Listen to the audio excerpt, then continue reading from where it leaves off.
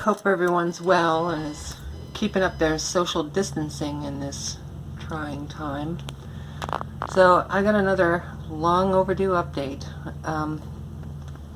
Some of this you know because of the last video. I was trying to diagnose the problem with the car, and it turns out there wasn't a problem with the car. It was actually tune, and it's been tune since 2009. And that coincides with me changing out my injectors. I had 39-pound injectors in the car originally, and I upped them to 60-pound injectors. The ones that I bought were genuine Siemens Deca, and you know, there's value files that are included with the Pro Racer package, so my tuner used the 60-pound value file. And in fact, two of my tuners did. The very first time I had the car tuned, and even before that, I actually had a base tune from Lesotho Racing, and they used the same value files. And I had the car retuned by another shop in Virginia, and they also used the same value file. Now, when I kind of figured this out, I got information from another 4.0 owner, in this case a Ford Explorer, and those have a return style fuel system, so I'm wondering if that's what the difference is. But he recommended that I try to use the Ford Racing value file, since it is just a rebranded Deca. But I think there's more to it than that. I think there's some internal differences with those injectors. The minimum pulse width on them is 1.39 milliseconds, and no matter what I do, adjusting the minimum pulse width, it goes back to behaving like you know, it's missing idle dives, rough idle, hunting all the time. If I set the pulse width to 1.39, the car idles perfectly, it revs perfectly, no missing, nothing. It's like stock. But the problem is it's running at 11:1 air-fuel ratio, even with the trims perfect. And adjusting the slope, adjusting the pulse width, adjusting the battery voltage modifiers, nothing seems to work, and there's just not enough information on trying to set these up on a 6-cylinder out there. So I'm actually scheduled car for a tune, and it's going to be done with HP tuners instead of the SCT, and I'm switching to 52-pound Ford Racing injectors.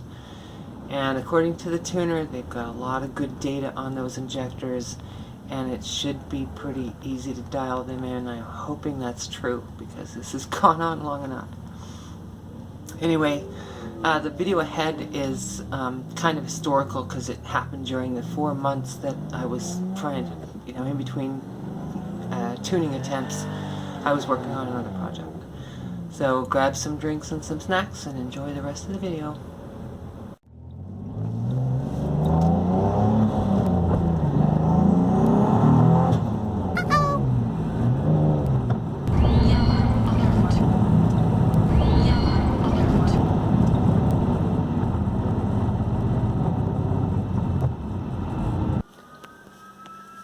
Hey guys, I thought, no, I'm not being chased by cops.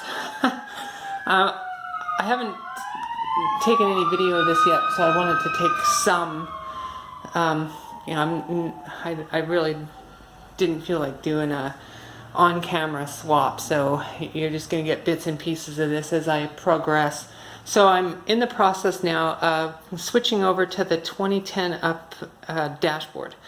I'd say interior, but it's not really, I'm not going with the interior. I'm not doing a headliner, I'm not doing seats.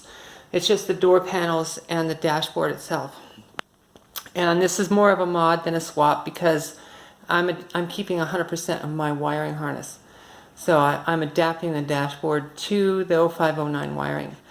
And the only thing that you cannot adapt at all is the cluster. And I've been able to modify the 0509 cluster to fit the 2010 Plus dashboard. It's just the top part of the the case. So it fits on almost like it belongs, but obviously nothing clips. You have to modify that to make it stay together. So anyway, if you've got a donor car, this swap would probably be technically easy, but you'd have to gut the whole car because you'd need the entire chassis wiring harness, the dashboard harness, and a 2010 engine harness, because I'm not even sure if the engine harness will plug in to the SJB. So I don't know enough about it. I know about the dash wiring because I've been researching it, but I don't know about the interconnect between the engine harness and the SJB in the interior. So if it most likely it would be a repin. Worst case is an entire engine harness out of a 2010. So, and the chassis harness, you'd have to modify your taillights because it's an LED circuit. So if a standard bulb hits that LED circuit, it's going to trip the SJB, which it won't fry it, but it'll knock it out until you completely remove power from it to reset it. So, but the wiring for the most part on the dashboard, I got lucky with. The single multifunction switch for signals, high beams, low beams, and washers works no problem. There is one issue with the beam select that I'll have to play around with, but other than that, no problems at all. There are some cases where I'm missing a wire, but it's communicating because it uses a signal frequency. It's communicating on one of the other wires, I guess, and it's just getting the signal across. This was actually for the dimmer switch. It's 4-wire on the old car's 3-wire on the newer one, and I tested it, still works. This is the progress so far. I'm lightening up as much as I can just so that it's not a pain in the ass to get it out of the car. So normally the instructions don't actually say to remove the steering column, but I did it anyway. Partly because I have to change my clock spring. So that's another part of the adaptation is the clock spring has to be changed because it dictates the signal wiper high beam low beam switch, the multifunction switch. The new one won't fit the old clock spring, and I'm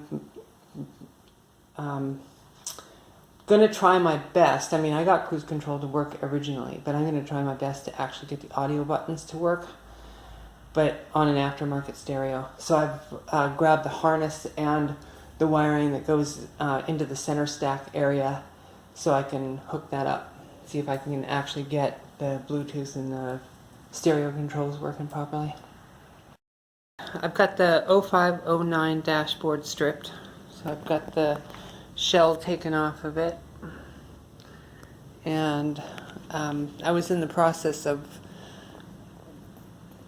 swapping over the conduit for the air conditioning and just trying to see if mine would fit, and then I would just have to do a minor adaptation to the small tubes that go into the side of the dash for the window defrost and for the passenger and driver side window defrost. And unfortunately it's just not compatible. The one from the 05 to 09 is a little bit longer, and it also sits lower in the dashboard where the vents are. So it was going to be easier to modify the existing one to work with my blend door. And I did dig into the wiring harness to try to see if I could find the endpoint wires that plug into the motors. But there's two problems with that. One, I couldn't actually find them, and I don't even know if the old control module could handle the newer motor. And there's only one motor on the newer car. There's two motors on the blend door for the 0509. So modifying the conduit was the best way to go. And it wasn't too bad. I just cut out a section. There's a couple of gaps, but I've taken care of that. I've got some compressible foam. It's a 1/2 inch thick compressible foam coming to cover the gap in the top part of this piece right here. The front now fits after I cut all that out, and there is a little bit of a gap on both sides, like you can see where it hangs down. I'll just fill that up. And there was also a gap in the defrost for the windshield, which I'm going to take care of with this, and that will sit right on here. Actually, I've got it upside down and you can't see it. So it'll sit right here, and that'll fill the gap on the top part. So that's done. So I'm in the process now of, I'm going to transfer the wire harness. So I'm going to move it from the old one to the 10 up. And once that's done, then I'll start adapting the wiring harnesses. There's 5 of them, technically 6, but one gets consolidated. So there's the light switch, which is pretty basic. That's an easy one. And then there's the message center. And instead of running all of the wires back to the radio stack, where the, I believe it's here. That's traction control. That's the console stuff, which I also have to run lower.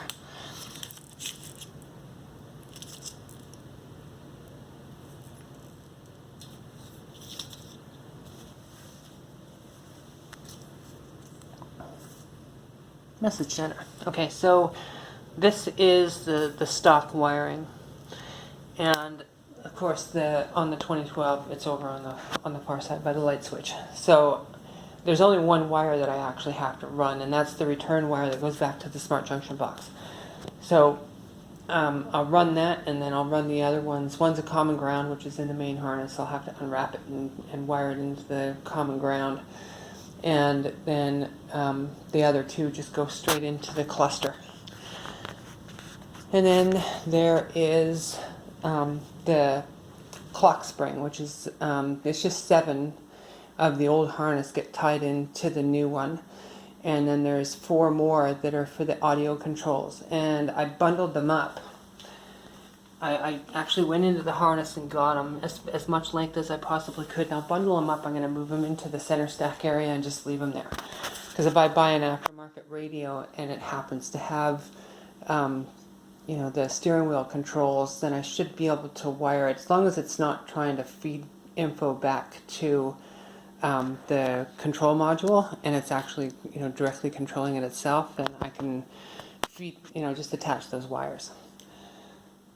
And then the other one is the multifunction switch on the steering wheel. And that is combining the right and left side of the 05 to 09 to just the single multifunction switch on the left-hand side for the newer car. So that's another easy one. I've actually already tested that. And everything works. The only problem I ran into was I think I had the high beam, low beam, select, and flash to pass wires reversed. So, okay, and also, when I bought the 2012 Dash, I bought the whole thing. And unfortunately, I think they pulled a little bit of a switcheroo. They took what was probably a decent cluster out of the dashboard and stuck in one that was etched. And this is my cluster, but it's from the 05 to 09, but it's the case of the upper part of the case of the 10 up, and you can see that it's a little bit etched there. I cleaned up some of it, so I should be able to actually clean it up completely.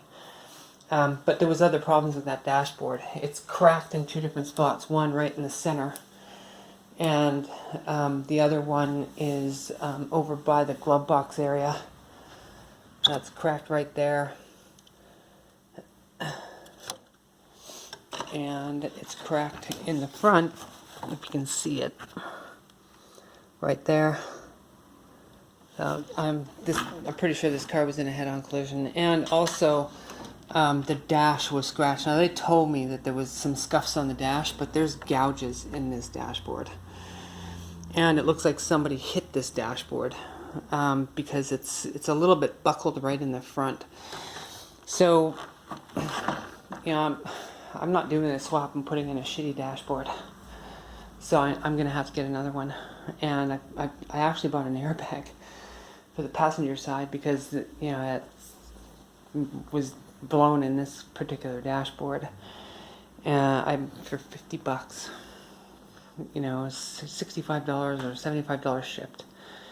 It's just crazy cheap considering that it's $200 just for the cover by itself. And I'm going to pick up a dashboard from those guys as well. I mean, it's expensive, you know, $350 because of the shipping, freight shipping. But I mean, I don't want to do this again. So I want a proper, nice dashboard to go inside the car.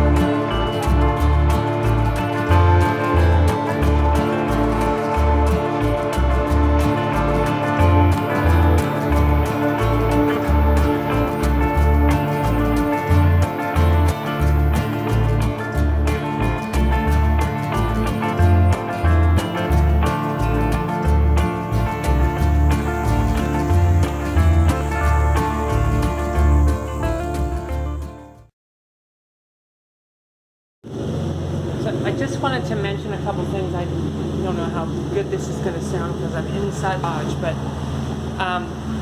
one of the things the shop did that they didn't even tell me about, they fixed the rattle of the transmission. I'm not exactly sure how he did it, if it was did some kind of cable adjustment, but it no longer sounds like a rattle burst inside the car without the clutch in. So I'm very happy about that. Anyway, just take a look at this dash because this will actually show up properly. Hopefully the color will show up properly now that I'm filming rather than trying to take stills. And the brightness difference is kind of obvious.